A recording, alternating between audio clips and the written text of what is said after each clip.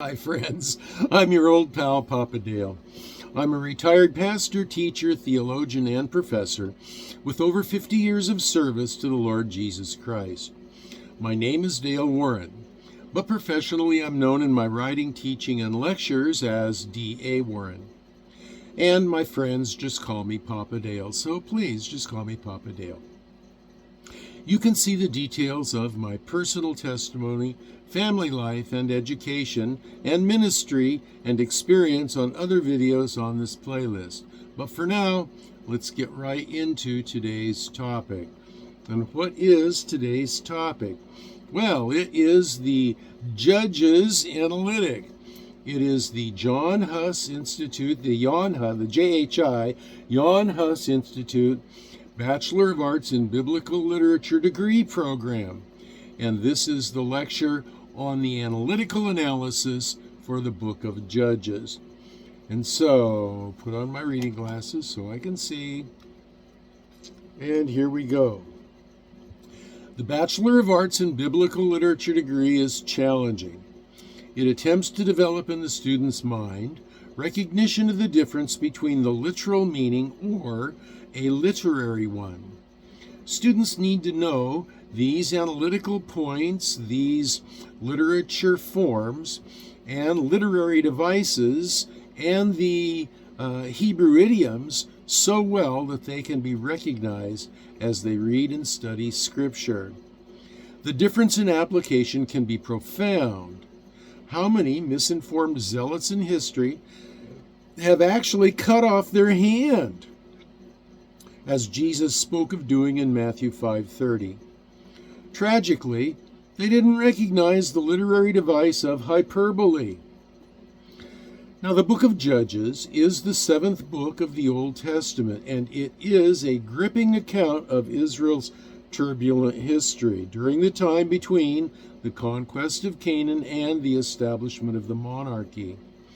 It reveals a cycle of sin, judgment, repentance, and deliverance that characterized this era. Through the stories of various judges, leaders, and deliverers raised up by God, the book highlights both the faithfulness of God and the fickleness of his people. This article explores the book of Judges from an evangelical point of view, focusing on its use of Hebrew idioms, literature forms, and literary devices to uncover its profound messages and lessons for today. So, the broad category of Hebrew forms, let's look at it. Hebrew idioms, let's look at that. Hebrew idioms in Judges provides cultural and theological insight into the text. Now, here are 6 notable idioms. This is not an exhaustive list. These are illustrative. Hebrew idiom number 1, to do what is right in one's own eyes. See Judges 17:6. This indicates acting according to personal judgment and often personal interest, rather than divine command. Hebrew idiom number 2, to be left-handed. Judges 3, verse 15.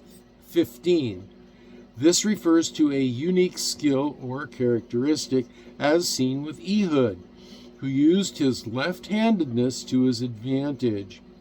Hebrew idiom number 3, to tear the lion. Judges 14:6. This is a metaphor for overcoming great obstacles with divine strength. This is used in the context of Samson's strength. Hebrew idiom number 4, to sacrifice one's own daughter. We can see this in Judges 11, verse 30 through 31. This symbolizes making a tragic vow that results in personal loss, reflecting the gravity of rash promises. Hebrew idiom number 5, to gather a great multitude. See Judges 6, verse 34. This indicates a powerful mobilization of people for a significant cause or battle. Hebrew idiom number 6, to be as weak as water. See Judges 5, verse 13. This is used metaphorically to describe a lack of strength or resolve.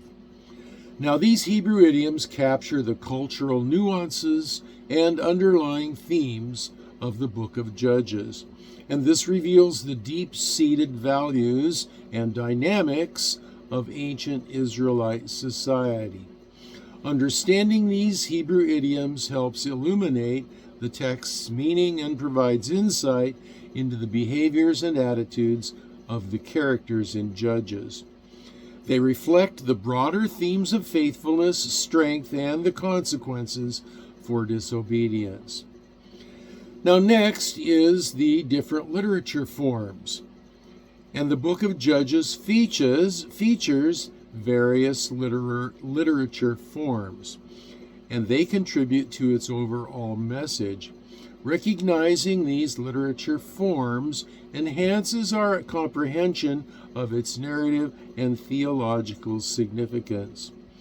The first literature form is narrative literature. Judges is predominantly narrative, recounting the deeds and failures of various judges who led Israel. See Judges chapters 1 through 16. These stories illustrate the cyclical pattern of sin, judgment, repentance, and deliverance. And then there is literature form number 2, the law literature. Although not a major focus, the book implicitly deals with the consequences of disobedience to God's laws and the need for moral ritual adherence. See Judges 2, 11 through 23. And then there is the literature form of covenant literature.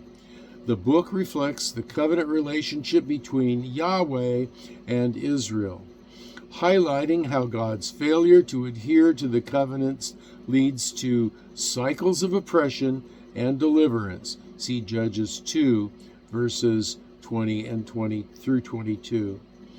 These literature forms show how Judges functions as both a historical account and a theological reflection on the covenant relationship between God and his people. The narrative and covenant aspects of emphasize the importance of faithfulness and the consequences of turning away from Yahweh's commands. Now let's have a look at the literary devices found. Judges employs various literary devices to enhance its narrative and underscore its themes. These devices contribute to the text's richness and depth. And once again, we've highlighted 6. The first literary device is the hyperbole. And this is an exaggeration that is used to emphasize the feats of the judges or a variety of things. But in our example is one that I take exception with. Anyway, I'll just tell you what it says. Such as Samson's killing of 1,000 men with a donkey's jawbone in Judges 15:15. Personally, I see this as a miracle from God and not a hyperbole. But great minds differ, or puny minds like mine. And so then we see the literary device number 2 of metaphor. Metaphorical language is used to describe the judges and their actions, such as Deborah being described as a mother in Israel. See Judges 5, verse 7. Then there is literary device number 3, synonymous parallelism. This device appears in Deborah's song where ideas are repeated in different words or for emphasis. See Judges chapter 5, verse 12 through 13. And then there is literary device number 4, which is contrast. The book contrasts the faithfulness of certain judges with the failure of others, and the subsequent decline in Israel's moral and spiritual state. See Judges 6, verses 11 through 40. And then there is the literary device of imagery. Number 5. Vivid imagery is used to describe battles and supernatural events, such as the symbolism of Gideon's fleece, This is Judges 6:37 through 40. Once again, I also believe this is a true and legitimate miracle performed by God, but it is also delivered to us with great imagery. And then we have literary device number 6, symbolism. Objects and events are symbolic, such as the broken jars and torches used by Gideon's men. So even though it's a real event, they also symbolize divine intervention and victory. See Judges chapter 7, verse 20. The literary devices in Judges enhance the storytelling and highlight the book's central themes. They provide a deeper understanding of the dramatic events and the theological messages covered through the narratives of the Judges.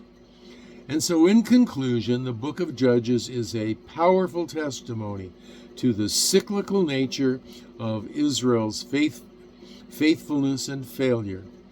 Through its rich use of Hebrew idioms, literature forms, and literary devices, it provides profound insights into the consequences of disobedience and the enduring faithfulness of God.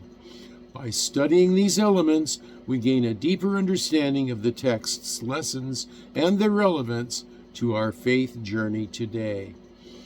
And so, once again, this has been your old pal Papa Dale in the year 2024, hosting the analytical lecture on the book of Judges. Now, it's my obligation to remind you that the JHI, the Jan Hus Institute, Biblical Arts, in the Bachelor of Arts in Biblical Literature degree is something that many of you that are watching may be pursuing. And part of that degree program means that you must read these lecture notes as printed notes, and also the notes from the lecture before in the general lecture. And but you have to read through them. Now, if it is referencing the entire book, you're already reading that twice during this portion of your studies. You don't need to read it again and again and again. But for individual chapters or individual verses and chapters, you need to read those. So have your Bible handy. And so, the Lord willing, this is your old pal Papa Dale signing off for now. I will be back for another video, and until that point in time, your old pal Papa Dale saying I will be praying for you that you will be well and be blessed.